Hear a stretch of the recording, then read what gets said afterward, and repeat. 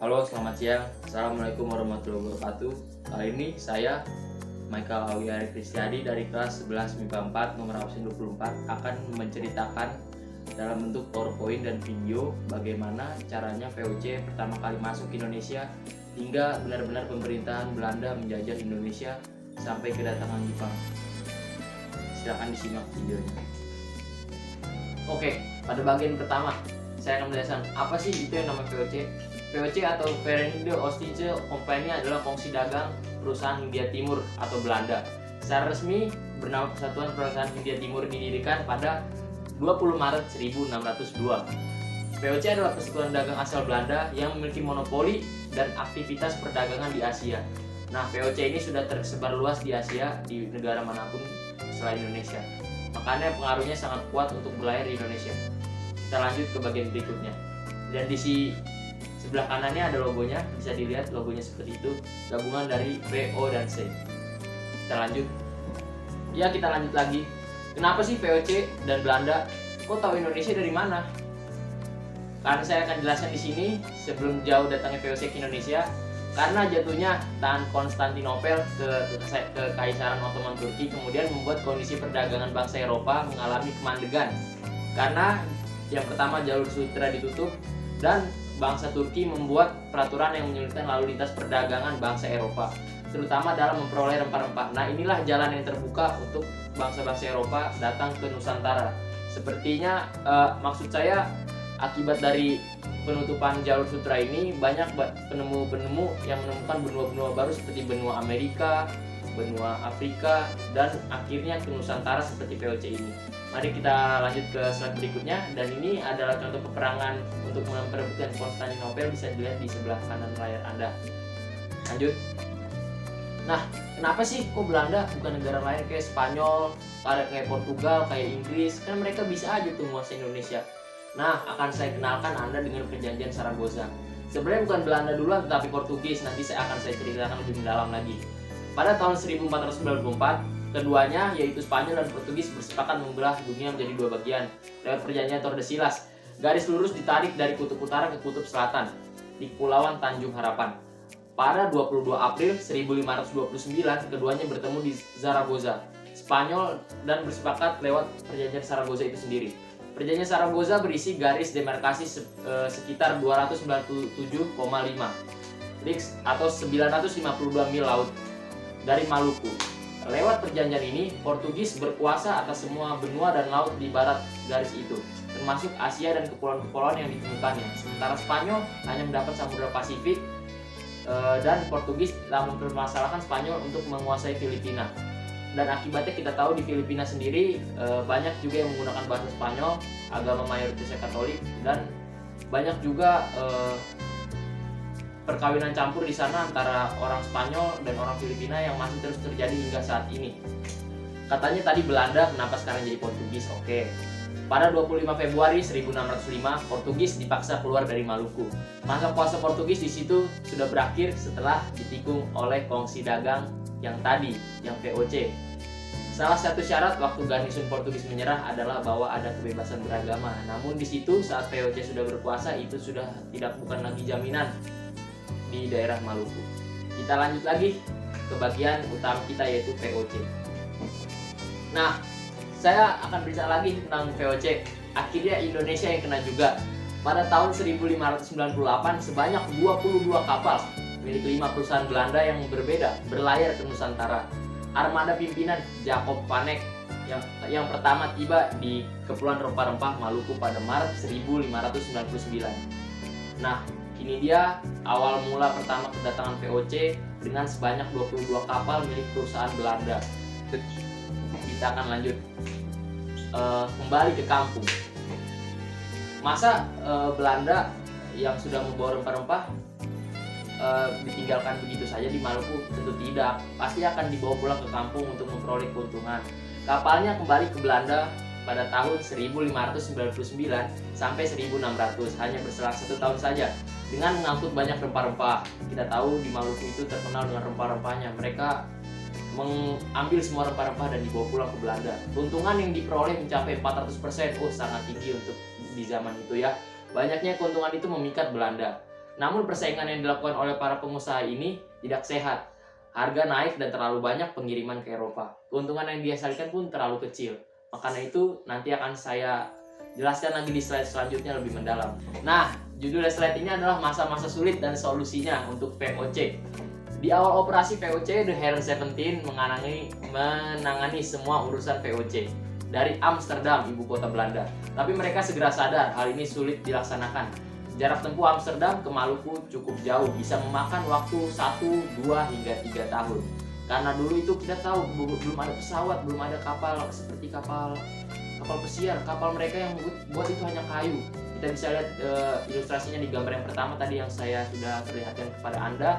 Dan di awal kedatangannya VOC sibuk memerangi Portugis dulu, karena yang berkuasa di Maluku itu Portugis dulu karena adanya perjanjian Zaragoza yang membelah antara Spanyol dan Portugis. Maka kesibukan VOC selanjutnya adalah memerangi Portugis terlebih dahulu. Begitu juga dengan perlawanan penduduk lokal. Perlawanan penduduk lokal ini seperti Perang Patimura. Perang Patimura ini memang agak sulit ditaklukkan oleh para tentara VOC karena kita tahu bahwa Maluku mempunyai semangat kemerdekaan yang kuat dan akhirnya Patimura pun harus dihukum mati. Agar bisa menangani urusan perdagangan dan ekspansi lebih baik lagi, maka pada tahun 1610 diciptakan jabatan Gubernur Jenderal. Gubernur Jenderal yang pertama memerintah di Hindia dipilih oleh Dewan Hindia, yaitu Raad van Indi. Gubernur Jenderal pertama adalah Pieter Both yang menjabat pada 1602 sampai 1614. Ilustrasi mukanya kita bisa lihat di gambar ini. Kita lanjut ke slide berikutnya. Ya, kita lanjut. Mulai nih keluar jahatnya VOC. Meski menjadi pusat perdagangan VOC pada saat itu, Maluku bukanlah menjadi tempat strategis perdagangan di Asia. Maka untuk mendekatkan markas VOC dengan wilayah dagang lainnya, VOC memindahkan wilayahnya atau markas besarnya ke Timur Banten pada tahun 1610.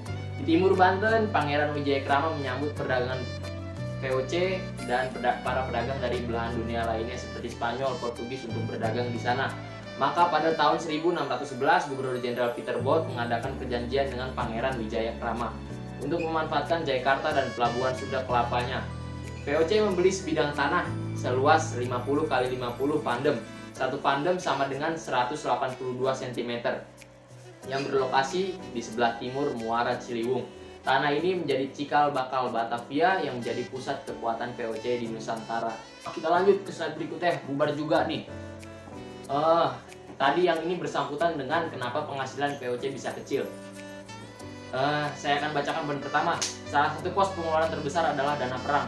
VOC mengeluarkan ongkos besar untuk membiayai peperangan di banyak wilayah Nusantara, terutama dengan kerajaan-kerajaan atau pihak-pihak yang menentang ambisi mereka seperti Perang Patimura yang saya sudah sebutkan tadi. Itu menghabiskan dana perang seperti dana senjata, minyak, dan transportasi dan lain-lain yang bersangkutan dengan perang. Demi menekan pengeluaran, VOC akhirnya menerapkan sejumlah pengetatan, termasuk penarikan sebagian tentara yang semula ditugaskan di luar Jawa. VOC hanya memfokuskan di sebagian Jawa dan Maluku karena basis mereka emang di situ. Yang di lainnya memang tidak terkenal oleh dunia. Beberapa sumber pendapatan pun mulai mengering karena tidak dikelola dengan baik, ditambah hutang yang semakin besar.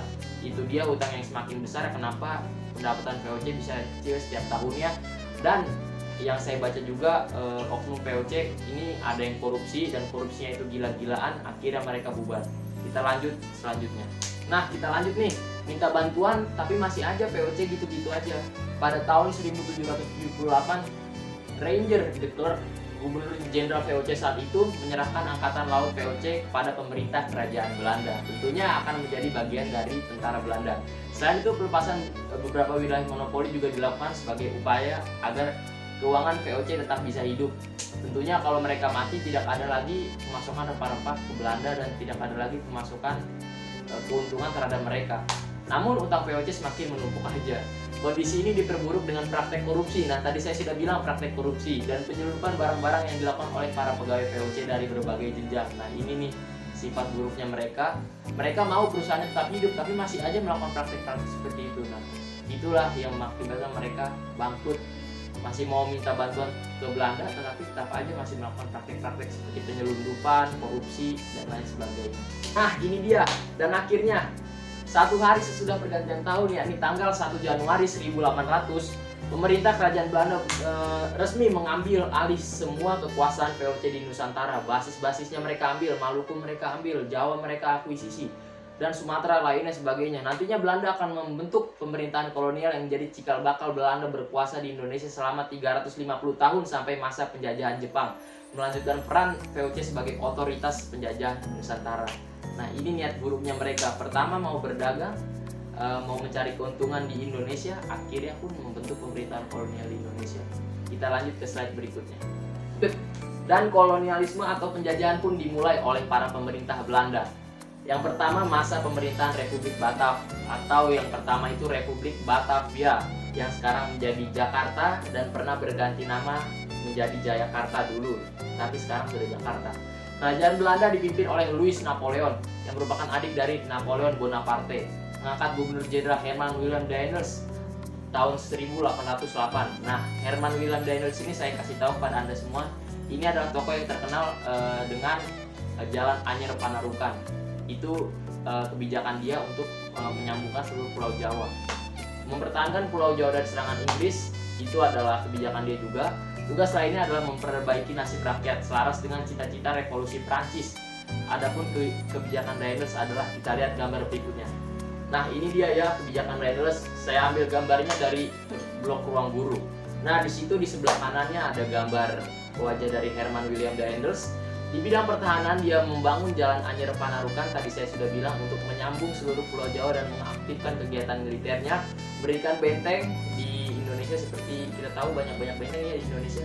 Membangun pangkalan laut di Merak dan Ujung Kulon. Di bidang ekonomi, mengeluarkan uang kertas, monopoli perdagangan beras, penerapan Pranger Stelsel, yang yakni kewajiban bagi rakyat Priangan dan sekitarnya untuk wajib menanam kopi dan hasilnya dikirimkan kepada pemerintah Belanda.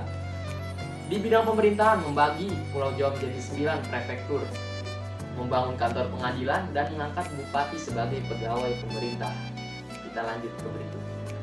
Nah, di sini kesalahannya itu di mana sih Herman Willem Daendels? Sisi negatif pemerintahan Daendels adalah memberiakan terus praktik perbudakan serta hubungan dengan raja-raja Jawa yang buruk, sehingga menimbulkan banyak perlawanan. Lalu Daendels ditarik ke Eropa dan digantikan oleh Gubernur Jenderal Janssens pada tahun 1811. 11 tahun sesudah VOC mengundurkan diri dari Nusantara. Masa pemerintahannya tidak lama karena pasukan Inggris datang menyerang, dan pasukannya menyerah dengan ditandatanganinya perjanjian Tungtang, sehingga selanjutnya Nusantara berada di bawah kekuasaan Inggris. Kita lihat yang berkuasa siapa kepala pemerintahnya, kita lihat slide berikutnya. Nah, ini dia, yang berkuasa adalah Inggris. Pada tahun 1811 pimpinan Inggris di India, Lord Minto, dan pada saat itu Inggris kan menguasai India juga tuh, sampai India juga merdeka. Memerintahkan Thomas Stamford Raffles yang berada di Penang, Malaysia, untuk menguasai Pulau Jawa. Penjajahan bangsa Inggris tidak berlangsung lama.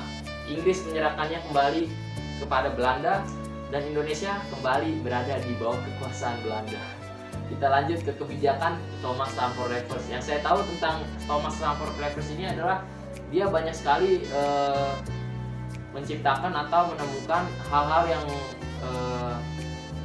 berguna bagi bangsa Indonesia, seperti bunga bangkai. Bunga bangkai itu kita tahu sendiri nama ilmiahnya adalah Rafflesia nordi. Rafflesia ini diambil dari namanya, yaitu Thomas Stamford Raffles. Kita lanjut ke berikutnya. Kita lanjut ke kebijakan Thomas Stamford Raffles. Gambar yang saya ambil di sini juga gambar dari blog Ruang Guru, dan ini adalah foto di samping kiri saya ada foto Thomas Stamford Raffles. Di bidang pemerintahan, Thomas Stamford Raffles membagi Pulau Jawa menjadi 16 karasidenan. Tadi kan kalau di Daendels itu menjadi 9 prefektur atau apalah, saya kurang tahu. Dan melarang kerja paksa dan perbudakan. Karena di zaman Daendels itu ada kerja rodi, yaitu membangun dari tadi Jalan Anyer sampai Panarukan. Dan di bidang ekonomi memberlakukan sewa tanah, yakni para petani diwajibkan membayar pajak atas pemakaian tanah karena pemilik tanah adalah pemerintah Inggris. Bidang ilmu pengetahuan, tadi saya sudah pertama itu Rafflesia Nordi saya sudah sebutkan, dan membangun kebun raya Bogor atau merintis dan menulis buku History of Java dan menemukan bunga Rafflesia Nordi, dan bunga ini dia temukan di daerah Bengkulu. Kita lanjut ke selanjutnya. Di bagian inilah kolonialisme Belanda sampai Jepang benar-benar dimulai. Van der Capellen ditunjuk sebagai gubernur jenderal, menerapkan kebijakan dalam penghapusan peran penguasa tradisional yaitu raja-raja, menerapkan pajak yang memberatkan rakyat sehingga muncul banyak perlawanan dari rakyat. Belanda juga mengutus Johannes van den Bosch untuk meningkatkan penerimaan negara Belanda yang kosong akibat perang dengan masyarakat Nusantara dan bangsa Eropa lainnya. Ya, kita tahu dana perang itu sangat besar ya. Van den Bosch melakukan sistem tanam paksa yang kita kenal sebagai kultur stel-stel sejak tahun 1830. Penerapan ini banyak mengalami penyimpangan seperti waktu tanam yang melebihi usia tanam padi, tanah yang seharusnya bebas pajak tetap kena pajak, hingga rakyat harus menyediakan sampai setengah tanahnya. Meski begitu, tanam paksa juga berdampak positif karena rakyat Indonesia mengetahui jenis-jenis tanaman dan mengedukasi masyarakat Indonesia untuk bertani. Dan karena inilah masyarakat Indonesia menjadi salah satu negara di Asia Tenggara yang terkenal dengan komoditas hasil pertaniannya seperti jagung, beras, dan lain-lain. Terima kasih, mohon maaf kalau bertele-tele dan panjang karena ini saya sudah jelaskan dengan cara saya. Terima kasih. Assalamualaikum warahmatullahi wabarakatuh.